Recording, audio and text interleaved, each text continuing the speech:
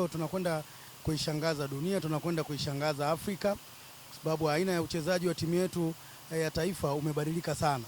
Jambo la kwanza, pongezi nizipeleke kwanza kwa mwalimu, lakini pia wachezaji, benchi la ufundi pamoja na viongozi wa shirikisho, lakini bila kuwasahau viongozi wa serikali ambao pia wametoa hamasa kubwa.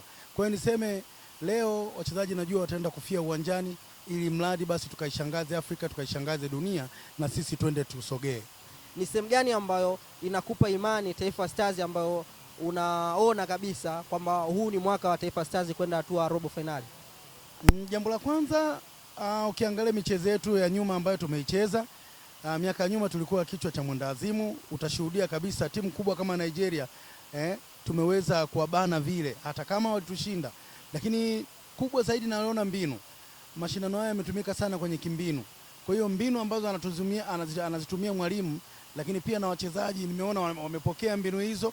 Kwa hiyo kikubwa, sehemu kubwa ambayo naiamini kabisa ni mbinu ambazo zitakwenda kutumika leo na baadaye wachezaji wetu wako kwenye quality nzuri kabisa. Wewe labda kwa kiwango walichocheza Tanzania kwa mechi zao mbili na mechi ya kumalizia unaweza kuadai chochote endapo timu haitofanikiwa kwenda hatua inayofuata? Kwa mimi safari ya mpira ni hatua. Niseme sitakuwa na cha kuadai, lakini niseme tumeanza na tunatoka tulikokuepo tunakwenda sehemu nyingine. Ni hatua kubwa sana ambayo ukija kuangalia tulikotoka 81, 19, 23 pamoja na 25. Ni hatua kubwa sana ambayo tumepiga. Kikubwa nimeona shirikisho wameanza mpango mzuri wa kuanza na watoto under 12 wale. Kwa hiyo wale ndio wataanza kutusaidia kwenda kuisaidia taifa. Kwa ule mpango nimeona mzuri. Hata saizi kuja kuangalia mambo yanakwenda vizuri kabisa. Sina cha kuwadai Stars.